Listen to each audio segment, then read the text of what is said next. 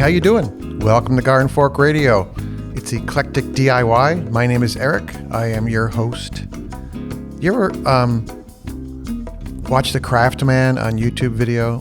And he always says, I am your host, the Craft Man. So that's where I got that idea from. It doesn't always land right. But anyway, welcome. It's Eric and my friends doing what we think are interesting things, talking about them. I also have a YouTube channel called Garden Fork as well. Today, I wanted to bring you three things that I thought were pretty interesting that I ran across this week. I don't look at the regular news very much. I look at the New York Times every other day, and then I go, okay. What I really like reading is people's email newsletters. I have one if you like. The sign up is at gardenfork.tv. Just go to that site. There should be a sign up button somewhere. Or if you click on one of the posts, there should be a sign up button. But if it all works, there's a sign up button right on the landing page there. But yeah, one of the email newsletters I get is actually from Tom Scott, who has taken sabbatical from YouTube, but he has these great deep dive videos about stuff you might not know about, kind of fact-based, science-based. Sometimes it's this old, it's like this overhead tram that would haul coal from the mine across the highway to the mine processing center. It's just stuff like that.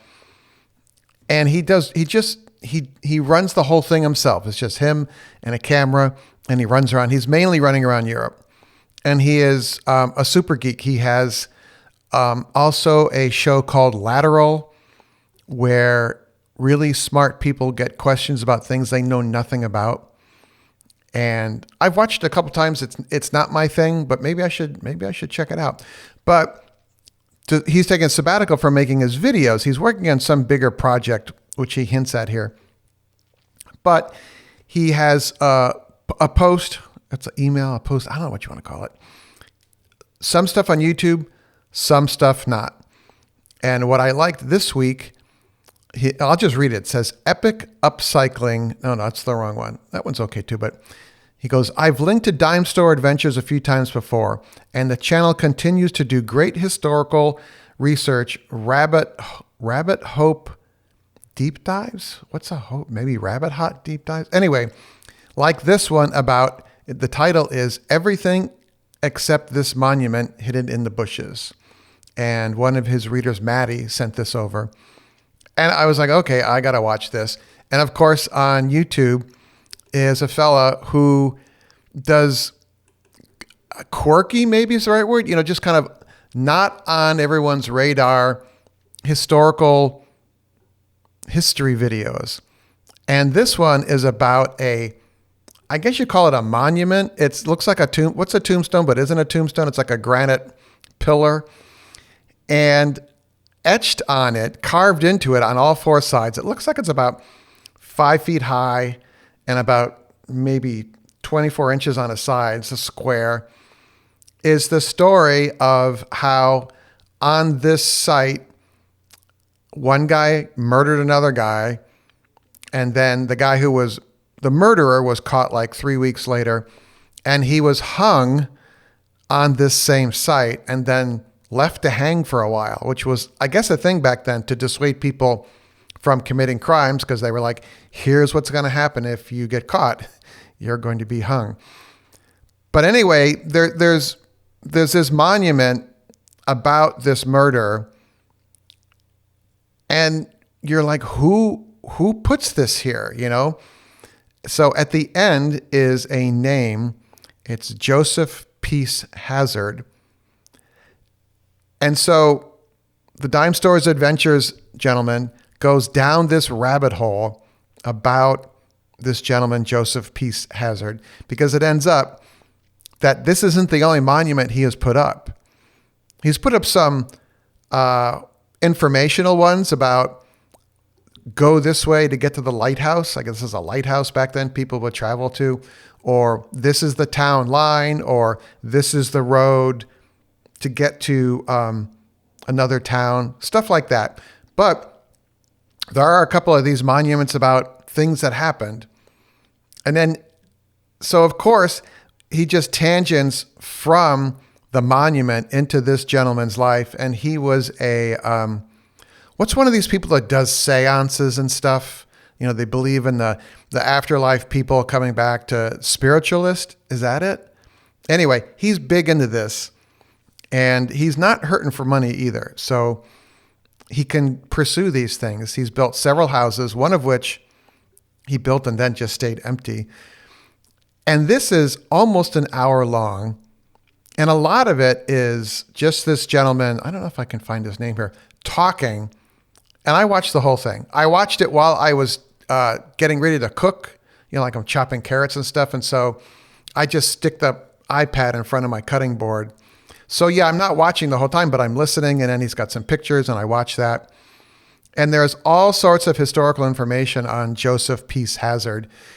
And he even has a diary of every time his watch made a strange sound, his pocket watch. That's part of the thing. And 2 different historical societies have his papers, which is really cool. Some of them have been digitized. Some of them, I think he just, went through to the historical society and paged through it. But anyone that can make some kind of documentary about this kind of interesting person, but you've never really heard about. I mean, maybe these days on TV, if you want to watch an interview with, Bill Gates, oh yeah, let's watch Bill Gates. But if you're like, interview with Joseph Peace Hazard, you're like, who is this guy? But this Dime Store Adventures makes this interesting to the point that I was like, oh, I'd like to share this with the Garden Fork crew. So yeah, Dime Store Adventures on YouTube. It's called A Video About Everything Except This Monument Hidden in the Bushes. And he's on the side of like a divided state highway, and there's some bushes, and then he kind of crawls through the bushes and there's this monument. I'm curious how he learned about it, but maybe at this point people send him leads. But if you look at his YouTube channel, as far as other videos he has, let's check that out. I just click on, can I find 2 headstones damaged by a boiler explosion? Okay. There was a boiler explosion which a piece of the boiler hurled 200 feet into the Valley Cemetery, taking the tops off of 2 tombstones. I mean, that's great. Okay. A video about the old superstition that cats want to suck out your breath. 30 bizarre inventions I found in 1940 science magazines. And then there's this really whack one, drinking a beer and projecting 1970s photo slides on the side of my barn. Oh, okay. A video about the sport from the 1920s called balloon jumping. Okay. Sign me up. I mean, I was just I had coffee with a friend of mine this morning because it's important to just meet up with your friends, okay? Make a date. I have 2 friends that, one of them we meet every Monday, and I have lunch with him, and another close friend on Wednesdays we meet for like a cup of coffee. I don't really drink a lot of coffee anymore, so it's a cup of mint tea. But you know what I mean.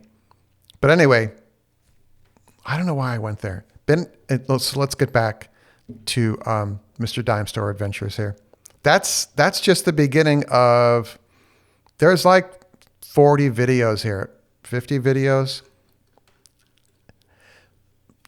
Oh, I was talking about that I don't watch regular TV. And I was talking with my friend this morning about that because we have the Apple TV box where we stream Apple TV, YouTube, and Netflix, a little bit of Amazon Prime. But that's it. I don't turn on the TV and go to channel 4 and watch, NBC News and then NBC, dramas or comedies on Thursday night or anything like that. For me, it's just like I turn it on, I watch what I want when I want. I think that's with a lot of us now. But this is the kind of thing that I love. It's just one guy. He has a Patreon following. And he goes out there and he does it. So speaking of going out and doing stuff, Bob, the tank driver and telephone lineman, he has started a podcast and it sits on YouTube. It's cited on YouTube. You can watch it on YouTube. I don't know if you can tie it. I don't know if you can connect it with an RSS feed to your podcast app or not. I'll have to ask Bob about that. He's yelling back at the podcast right now, but he will email me. But his, okay, I got to look it up because it's just popped into my head. And it is called, let me just click on here. You can tell I did a lot of prep. I do have some notes for this.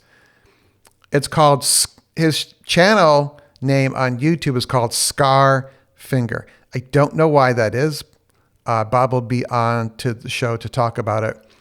So SCAR space finger. Scar like a scar after you cut yourself. I have several of these on my hands.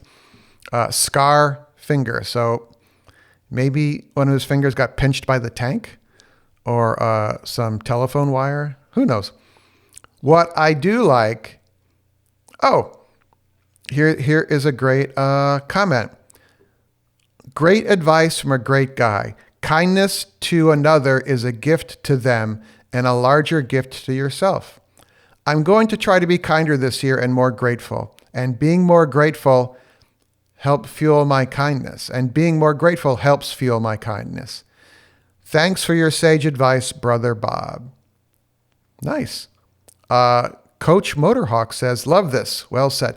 But yeah, it's a daily podcast. It's not very long. But it is definitely, if you've heard Bob on the podcast, one of them, he's in the car.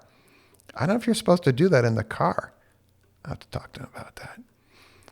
But it's just Bob with a little thought. He's like the most chill guy I've ever met, probably. He's all about, definitely his karma is boomerang. He watches after his neighbors. You know, he'll pull out their trash cans. He'll notice if they haven't been outside in a while and goes and checks on them.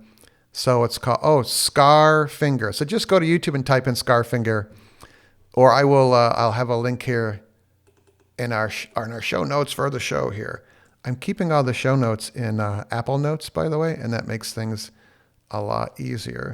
Watch, I'll just paste that into, there you go. The next thing is a website that collects interesting, charming Wikipedia posts. Yeah. And I got this from, hold on, it's called Recommendo. Yeah. They had a 52 surprising things that they got this year. Basically, I'm screwing this up completely. But anyway, let's just move to the Wikipedia entry and it's called Freak Pages, freakpages.org, all one word. And it says, everything's banging. This is just the on the fly podcast today, guys. Freak Pages is a community curated directory of esoteric articles across the internet, primarily from Wikipedia. Here, we encourage you to learn about interesting topics you may have never heard of. Enjoy your stay. Please consider voting for or suggesting pages you find interesting, or sharing Freak Pages with others who might enjoy it too. So that's my goal here. Esoteric is the great word here. And they have basically a list for every month. There are the author's picks. In other words, the person that curates them. And then there are top voted community articles about the fatberg. I mean, fatbergs are those giant things of fat that ball up in your city's sewer system. But he has the picks are under different categories: society, history, technology, biology, psychology, finance, chemistry. And one that caught my eye is the dihydrogen monoxide parody. And we have talked about this before on the show, but I'm just going to read the beginning of the Wikipedia entry for this because I love it. The dihydrogen monoxide parody is a parody that involves referring to water by its unfamiliar chemical systematic name, dihydrogen monoxide, DHMO, and describing some properties of water in a particularly concerning matter, such as the ability to accelerate corrosion, in other words, rust, or cause suffocation by drowning, for the purpose of encouraging alarmism among the audience, to often incite a moral panic, calling for water, dihydrogen monoxide, to be banned, regulated strictly, or labeled as a hazardous chemical. Occasionally, reports also reference its widespread contamination of rivers or municipal water supplies. The parody has also involved other uncommon chemical nomenclatures for water, such as hydrogen hydroxide, dihydrogen oxide, hydric acid, and is used in many prank shows to scare people into thinking that it's a lethal or corrosive substance. The motivation behind the parody is to play into chemophobia and to demonstrate how exaggerated analysis, information overload, ding ding, and a lack of scientific literacy, hello, can lead to misplaced fears. Yeah. So, and then it goes on to the history of this. And it started out in 1983 on April Fool's Day in an edition of the Durand Express newspaper in Durand, Michigan, reported that dihydrogen oxide had been found in the city's water pipes and warned that it was fatal if inhaled and could produce blistering vapors. Like boiling water poured on your skin, could cause blisters. And if you inhale water, you get it in your lungs, and that could be fatal, in other words. So the first appearance of the parody as dihydrogen monoxide on the internet was attributed to the Coalition to Ban Dihydrogen Monoxide, a parody organization at the University of California, Santa Cruz. So, and it just goes on from there. And I like this because I think there is a lot of illiteracy when it comes to science and fact, and I mean, we could go on, but this just shows how easily people are whipped up, into a fever about something, and how easy it is to do, which is the part that scares me. So it's called Freak Pages, real easy to find, freakpages.org. There's a couple of other ones here. Dancing Mania is one I read about. And well, I'll just click on it and then we'll yak about this. Okay. Dancing Mania, also known as Dancing Plague, Choreomania, St. John's Dance, Tarantism, or St. Vitus's Dance, was a phenomenon which occurred primarily in mainland Europe between the 14th and 17th centuries. It involved groups of people dancing erratically, sometimes thousands at a time. The mania affected adults and children who danced until, allegedly, they collapsed from exhaustion and injuries and sometimes died. One of the first major outbreaks was in Aachen, A-A-C-H-E-N, Aachen, or Aachen, in the Holy Roman Empire, which is within modern-day Germany, in 1374, and quickly spread throughout Europe. One particularly notable outbreak occurred in Strasbourg, which is in Germany, in 1518, in Alsace, Strasbourg, yeah? Or in France. I'm going to be wrong. Also in the Holy Roman Empire. Oh, yes, modern-day France. And there's a woodcut here showing people in the dance mania. And it's a totally beautiful Wikipedia entry that has citations, again, fact-based, science-based stuff here. But that's called Freak Pages. So go check that out. I give Wikipedia $50 a year, I think it is. I don't know how many times a year this prompt comes up on the top of Wikipedia, and it says, hey, could you donate? And I do, because I use it. I think that we all are.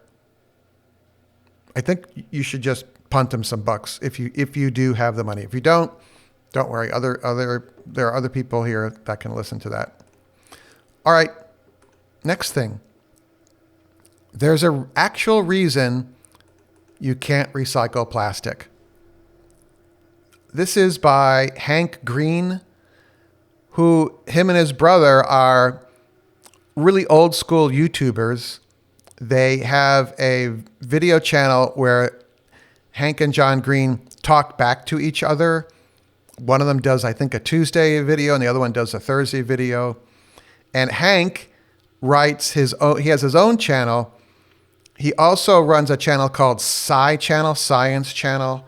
Again, being, science forward, showing cool stuff. And this is actually really good. He seems to have pivoted to an interesting style, which maybe almost looks like clickbait, but it's based in reality. And I really like that.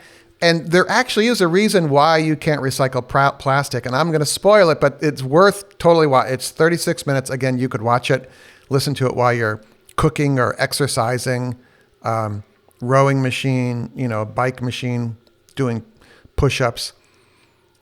And the reason is that new virgin plastic is incredibly cheap to make because it's made mainly of a byproduct of oil drilling. And to recycle plastic costs more than it does to make new virgin plastic. So I've spoiled the end, but he goes into deep detail about this. And I really liked it. I was like, oh, because I wash all our, what are those things called? I wash all the plastic in the dishwasher and then I put it into our recycling.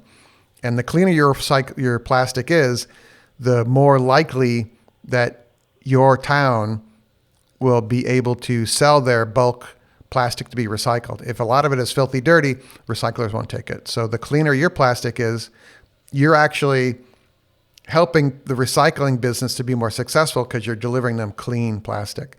Like if you have a jar of pesto from Kirkland, the Costco pesto, I clean it as best I can, and then I just stick it on the top rack of the dishwasher and I put it in there. And it does get a little warm, so it gets a little warpy, but you can then pull the label off and it's clear plastic and it's clean and then throw it in the recycle there. How's that for something? Yeah, you just learned something there.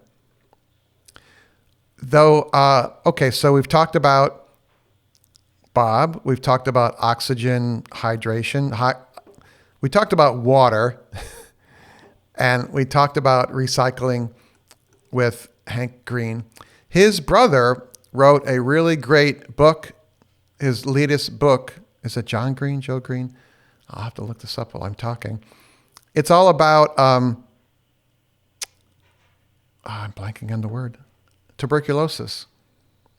Tuberculosis is a treatable disease, and he makes the argument that if countries just spent the money, which is not very many millions of dollars, you could completely wipe out tuberculosis in the world, Let me type in, I think this is his name, John Green, tuberculosis.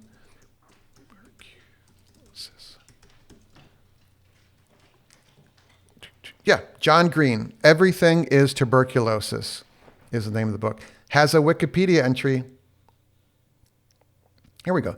Everything is Tuberculosis. The History and Persistence of Our Deadliest Infection is a book by American author John Green about tuberculosis, a curable disease usually brought on by the bacteria Mycobacterium tuberculosis that is the leading cause of death from an infectious disease. This book argues that the disease is not primarily caused by the bacteria anymore, but by human choices. Yeah, how about that? It's his second nonfiction book. The book is well received and became a New York Times #1 bestseller. He also had a bestseller in a young adult novel called The Fault in Our Stars, which was made into a movie, which is great. Him and his brother's channel is called the Vlog Brothers, by the way. So I think that's pretty cool. They have a charity. They have an annual conference. It's just great. So Everything is Tuberculosis. Check out that book. And also Hank Green's There's an Actual Reason You Can't Recycle. Wow. I have been talking for a while now. Okay. So I just wanted to, I look at stuff while I'm reading and I'm like, oh, wow, I got to share this. And if I have enough of a brain in the moment, I save it to an Apple Note. This is ongoing Apple Note that I have, which opens up on my, I am the Mac fanboy. I have it on my iMac. It'll open up on my iPad. It'll open up on my phone. You can also drop recipes into Apple Notes, and it'll pop up on your phone when you're shopping going, oh, what am I forgetting? That kind of thing. But yeah, it's Eric. Just wanted to share with some stuff with you. If you have some cool stuff, let me know. Gardenfork87 at Gmail. Gardenfork87, all one word, at Gmail. All right. Go out and do cool stuff. Make it a great day. Thank you. Garden Fork Radio is produced by Garden Fork Media LLC in Brooklyn, New York.